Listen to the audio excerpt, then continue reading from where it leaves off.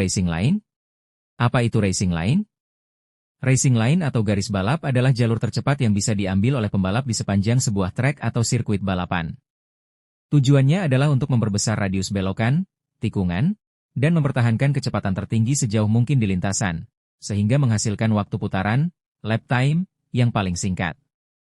Secara umum, racing line di tikungan mengikuti pola, masuk dari sisi luar trek, menyentuh apex, titik terdalam atau terdekat dari sisi dalam tikungan, keluar kembali ke sisi luar trek.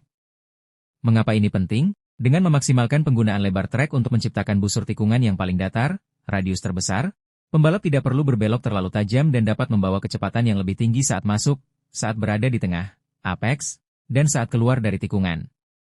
Dalam balapan profesional, racing line bisa sedikit berbeda-beda tergantung gaya pembalap, jenis kendaraan, dan kondisi trek. Itu braking point. Tanda berhenti. Apa itu braking point dalam F1?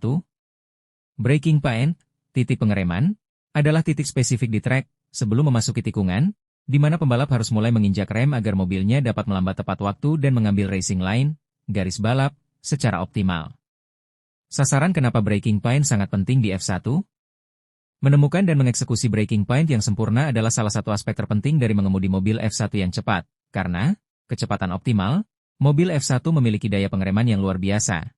Mereka dapat mengerem sangat lambat, jauh lebih lambat dari mobil biasa. Semakin lambat pembalap mengerem, semakin lama mereka mempertahankan kecepatan tertinggi di lintasan lurus. Akurasi konsisten. Untuk mencetak waktu putaran terbaik, pembalap harus mengerem di titik yang sama persis pada setiap putaran. Kesalahan kecil, terlalu awal atau terlalu lambat, dapat merugikan waktu sepersekian detik. Memaksimalkan tikungan, pengereman yang tepat memungkinkan pembalap mencapai kecepatan ideal saat masuk ke tikungan dan memposisikan mobilnya untuk mencapai apex, titik terdalam tikungan, dengan sempurna. Penggaris lurus penanda pengereman, braking markers. Pembalap F1 akan menggunakan penanda pengereman, braking markers, untuk menentukan braking point. Penanda ini bisa berupa papan jarak, papan yang dipasang di samping trek yang menunjukkan jarak ke tikungan, misalnya 150 m, 100 m, 50 m. Titik visual, perubahan warna aspal, garis putih, trotoar, curb, atau bahkan pohon di pinggir lintasan. Dalam praktiknya, braking point dapat bervariasi karena berbagai faktor, seperti kondisi ban bekas atau aus memerlukan pengereman lebih awal.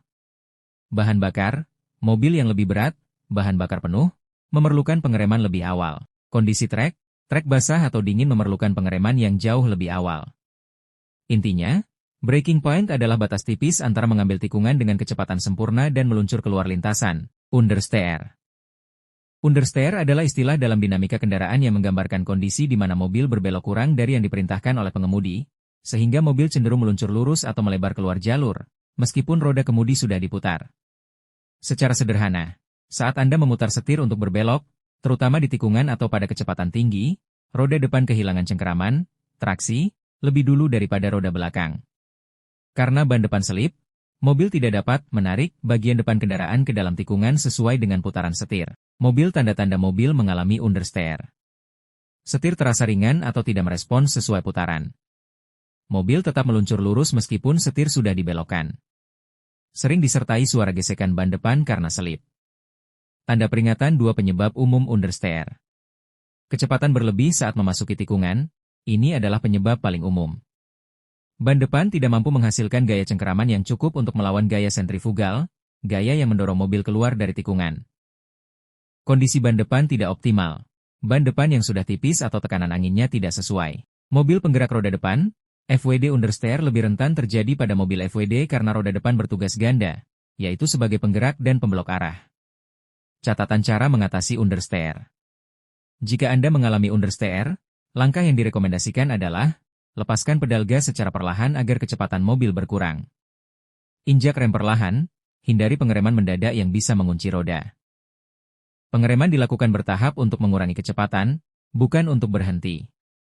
Luruskan sedikit kemudi, kembalikan sedikit putaran setir, untuk mendapatkan kembali traksi pada roda depan. Setelah kecepatan menurun dan mobil mendapatkan kembali cengkeraman, putar kembali setir untuk menyelesaikan tikungan.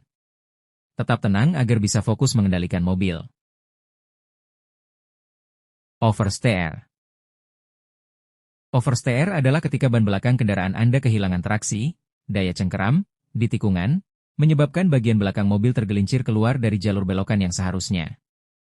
Mobil melaju dampak dan istilah lain. Dampak, hal ini menyebabkan mobil berbelok lebih tajam daripada yang dimaksudkan oleh pengemudi, atau bahkan berputar, spin, jika traksi yang hilang cukup parah dan tidak dikoreksi. Istilah populer, sering disebut sebagai ngepot atau drift, meskipun drifting adalah teknik berkendara yang disengaja memanfaatkan oversteer, penyebab umum, memasuki tikungan terlalu cepat. Akselerasi mendadak saat berada di tengah tikungan, umumnya pada mobil berpenggerak roda belakang, RWD. Pengereman mendadak yang menyebabkan perpindahan bobot ekstrim. Lock up. Lock up di Formula 1, F1, adalah kondisi di mana roda mobil berhenti berputar, terkunci, saat pengemudi melakukan pengereman, sehingga ban mulai meluncur atau bergesekan di sepanjang permukaan lintasan. Simbol lari penyebab lock up. Pengereman terlalu keras, ini adalah penyebab paling umum, di mana pengemudi mengerem terlalu kuat atau terlalu tiba-tiba, melebihi batas cengkeraman ban. Keseimbangan rem, brake bias, yang tidak tepat. Jika sebagian besar tenaga pengereman dialihkan ke roda depan, terlalu bias ke depan, roda depan akan lebih mudah terkunci. Ban dingin atau aus. Ban yang belum mencapai suhu operasi optimal atau ban yang sudah sangat aus memiliki cengkeraman yang lebih rendah, sehingga lebih mudah terkunci saat pengereman. Permukaan lintasan. Lintasan yang kotor, berdebu, atau basah dapat mengurangi cengkeraman dan meningkatkan risiko lock up. Simbol benturan dampak lock up. Kerusakan ban. Flat spot gesekan ban yang terkunci pada aspal akan menyebabkan satu area ban menjadi rata atau datar, disebut flat spot. Flat spot parah dapat menyebabkan getaran hebat, mengurangi performa, dan bahkan memaksa pengemudi untuk segera mengganti ban di pit stop. Kehilangan kendali, roda yang terkunci tidak memberikan cengkeraman yang optimal untuk berbelok, membuat mobil sulit dikendalikan dan berpotensi keluar lintasan. Kehilangan waktu, lap time lock up memaksa pengemudi untuk melepas rem sebentar untuk membiarkan roda berputar lagi, yang menyebabkan pengereman menjadi lebih panjang dan kehilangan waktu di tikungan. Asap, seringkali lock up ditandai dengan munculnya asap tebal dari ban yang bergesekan dengan lintasan. Dalam balapan F1, di mana sistem anti-lock braking system, ABS, dilarang, menghindari lock up adalah salah satu ujian terbesar bagi keterampilan mengemudi seorang pembalap. Mereka harus mengerem sekeras dan selambat mungkin tanpa membuat roda terkunci. Overshoot. Apa itu overshoot di F1? Overshoot adalah salah satu strategi pit stop utama dalam Formula 1 yang bertujuan untuk mendapatkan posisi di lintasan, track position, terhadap pembalap di depan. Secara sederhana, overshoot adalah strategi di mana pembalap tetap berada di lintasan, tetap out, lebih lama daripada pembalap pesaing yang berada di depan yang sudah masuk ke pit stop lebih awal. Sasaran cara kerja overshoot. Misalkan ada pembalap A di depan dan pembalap B di belakang. Pembalap A, yang di depan, masuk ke pit stop lebih dulu untuk mengganti ban baru. Pembalap B, yang di belakang, memilih untuk tetap berada di lintasan, stay out, dan menunda pit stopnya. Selama beberapa lap berikutnya, pembalap B berusaha mencatatkan waktu lap yang sangat cepat, memanfaatkan kondisi ban awal pesaing. Ban baru pembalap A, yang baru keluar dari pit, mungkin membutuhkan beberapa lap untuk mencapai suhu kerja optimal dan memberikan performa penuh. Lintasan bersih, clean air pembalap B mungkin bisa melaju di udara bersih tanpa hambatan dari mobil lain, yang membantunya menjaga kecepatan. Ketika pembalap B akhirnya masuk ke pit stop, strateginya berhasil jika dia keluar dari pit lane di depan pembalap A. Bintang bersinar kapan overshoot efektif? Overshoot lebih jarang berhasil dibandingkan undershoot, tetapi sangat efektif dalam kondisi tertentu. Sirkuit yang sulit overtaking, menyalip di sirkuit seperti Monaco atau Hungaroring, di mana mendapatkan dan mempertahankan posisi lintasan adalah segalanya. Overshoot adalah taruhan yang berharga.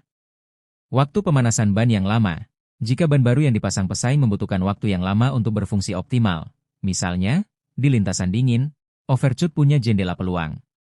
Pesaing terjebak kemacetan, traffic jika pembalap A keluar dari pit dan langsung terjebak di belakang mobil yang lebih lambat, pembalap B dapat memanfaatkan lintasan bersih untuk membangun waktu.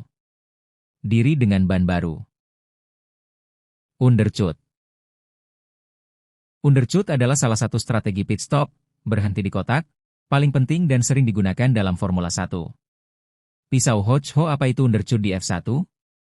Undershoot adalah sebuah strategi balapan di mana pembalap yang berada di belakang, sedang mengejar, masuk ke pit stop untuk mengganti ban lebih awal daripada pembalap yang ada di depannya. Tujuannya adalah untuk menggunakan keunggulan kecepatan dari ban baru yang masih segar untuk mencatat waktu putaran yang jauh lebih cepat, old lap dan beberapa putaran berikutnya, dan kemudian menyalip mobil di depan secara strategis, bukan di trek, ketika mobil di depan tersebut akhirnya melakukan pit stopnya sendiri.